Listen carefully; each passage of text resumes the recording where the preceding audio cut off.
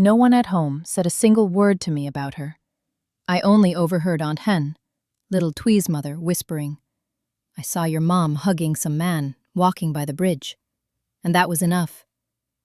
I swallowed my anger, my shame, hunched my shoulders, and pedaled my bike all the way to that bridge, waiting, hoping she would pass by.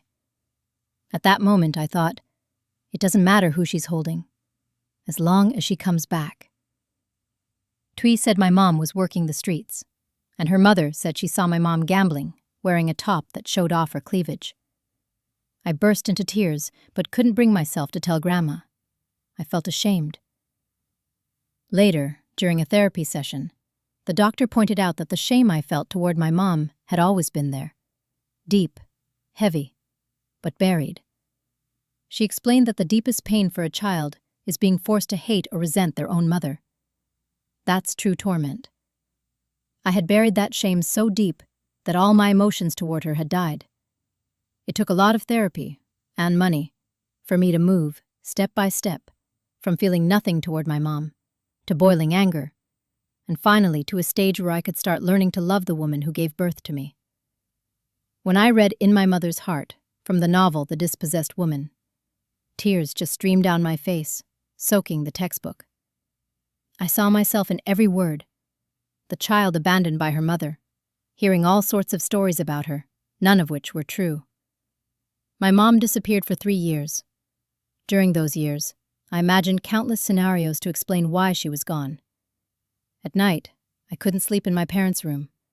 I was scared, but I also missed her. When folding laundry, I'd sneak into their closet just to smell her old clothes. As I did, I'd feel so strange, even sick, but I couldn't stop myself. By 6th grade, I'd finally stopped doing that.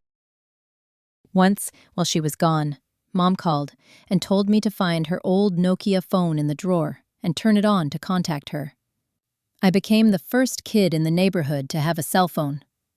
Twice, when my grandpa and aunt passed away, Mom came home for a few days, but I couldn't bring myself to get close to her. By the time I'd learned to live without her, I couldn't accept her presence anymore. I looked at her like she was a stranger, an imitation of my mother. She was darker, dressed flashier, and no longer smelled the same. But there was one thing I recognized: her overwhelming generosity. She came home and started giving money to everyone. Every day she visited someone, gifted someone else. She didn't ask about me, didn't apologize, didn't even try to reconnect. We only exchanged a few awkward sentences before I ran off again. I preferred watching her from afar. A few weeks after she first left, a woman came to our house. Grandma told me to go to my room while they talked. I overheard everything. That woman cursed my mom, called her a homewrecker, said if she ever saw her again, she'd tie her to a post by the pond and strip her naked to shame her. Grandma must have been humiliated, but she stayed silent the whole time. That woman was the wife of Ba Zoom, my stepdad. We called him Ba Zoom. Ba means dad in southern Vietnamese. I called him that because I truly cared for him, my mom's second husband. In my life, I have one father, but 2 dads. My boyfriend's father wouldn't let me call him Mr. He said, "Even if you're not my daughter-in-law, you're still my daughter, so call me Dad." I met Ba Zoom when I was 18.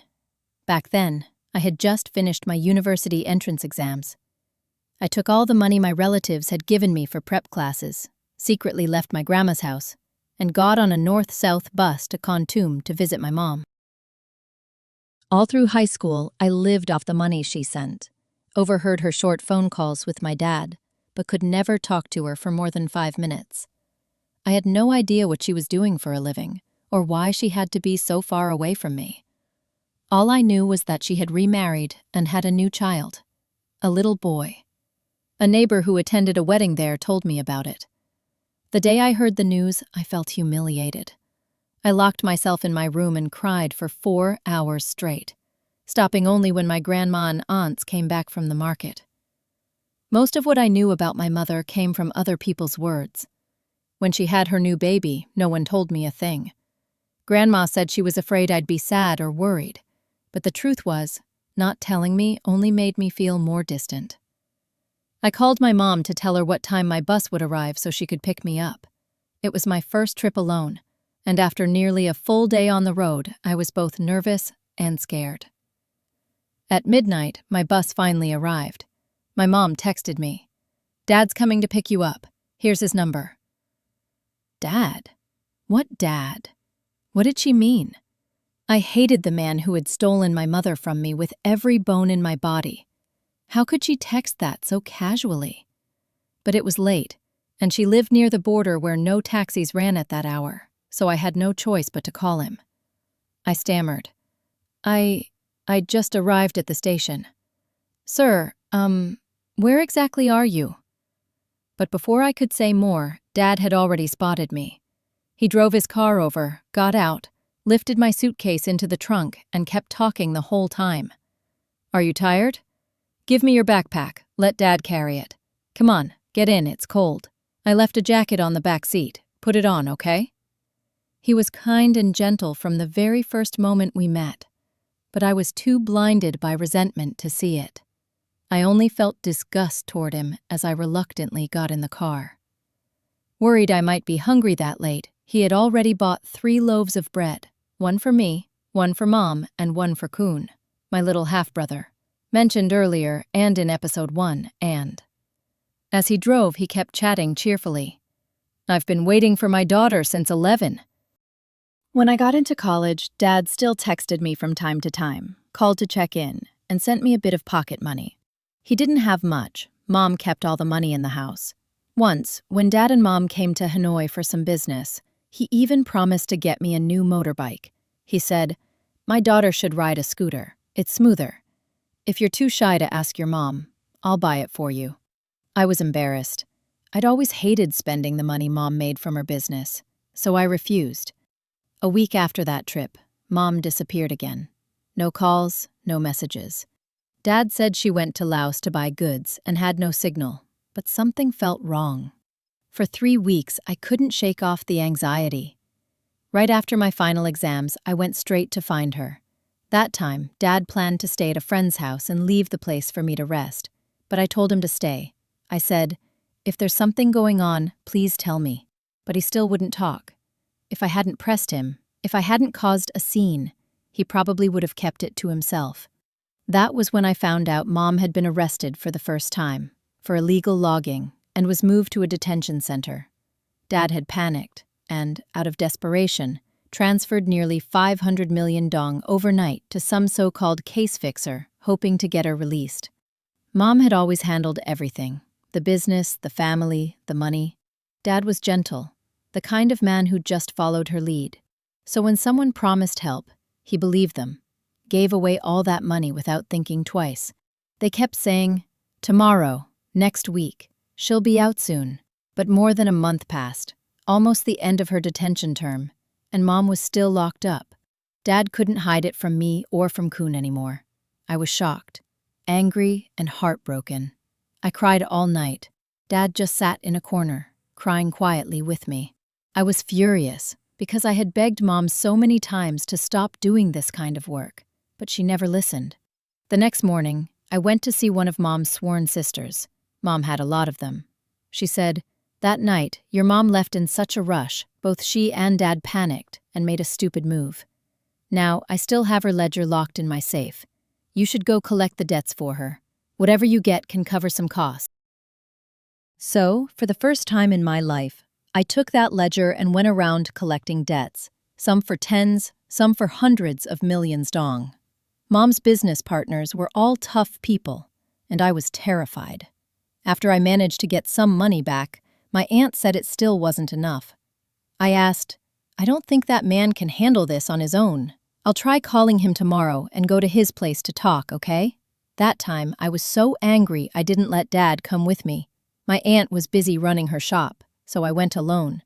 Before leaving, I'd asked a few of Mom's old friends and found out that this so-called fixer wasn't anyone respectable at all. He had a mistress living right next door to my mom's place and was known as someone who just hooked girls up with officials. He had no real authority to help with my mom's case. Looking back, that whole period of my life felt like a movie. I never imagined that man could be so vile. The first day I tried to talk to him about Mom, he acted friendly and eager to help, even asking if I wanted to see her that afternoon. And he really did take me to the detention center to see Mom. The next morning, he asked me to come over again so he could take me to meet some official. I went to his house. He sat there all afternoon, trash-talking Dad, calling him weak and clueless. Then he said if I'd go out with him that evening, Mom's release would be simple. The moment I heard that, fear ran cold through me. I knew what he was trying to do. I texted one of Mom's friends from the street, my aunt and Dad. But in front of him, I had to act polite and agreeable. It took about 45 minutes to get from my place to his. I didn't know what else to do but play along when he said, "Let's take a little drive before visiting your mom." Of course, he drove me to a hotel, somewhere far enough that his wife wouldn't find out. Later, my aunt told me he only made money by living off his wife's family anyway. Luckily, right when we arrived, Mom's friend showed up on his motorbike to get me. By that time, I had already recorded plenty of his sleazy talk, all the lies about his connections and the way he tried to charm me. When I climbed onto the motorbike, I was shaking. Dad was sitting in the car nearby, tears running down his face. "My daughter, my poor girl, I've failed you. I've failed my daughter." I'd never seen him like that before. In that moment, I knew he truly loved me, that he really saw me as his daughter. That same night, Dad got a call from that man. Somehow, he'd realized I'd recorded him. I don't know what he said to Dad, but the next morning, Dad packed our things and put me on the earliest flight back to Hanoi. He told me to send him the recordings and let him handle the rest. But I couldn't rest easy. As soon as I got back to my room, my aunt texted, "Dad already got the money from that man. He was terrified you'd send the recording to his wife." I called Dad. He was still sobbing. "Don't be mad at me, sweetheart. I'm useless. I've caused you so much pain."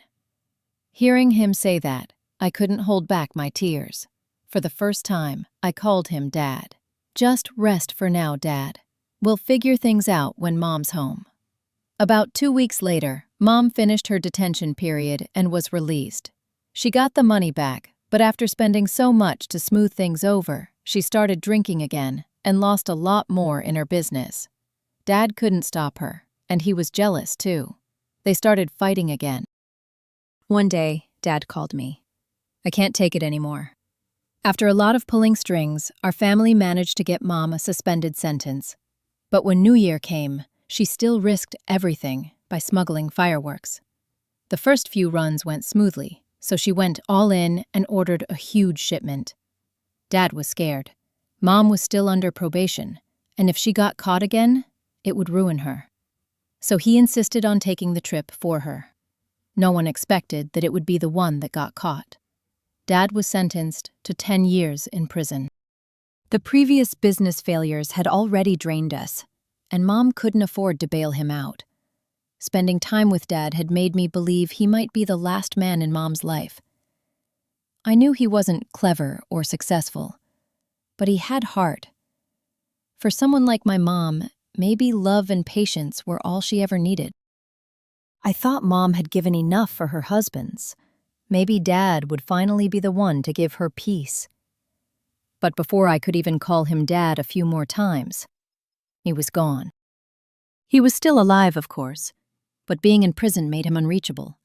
His prison was close to my biological father's family home, and I just couldn't bring myself to visit. What reason did I have to show up?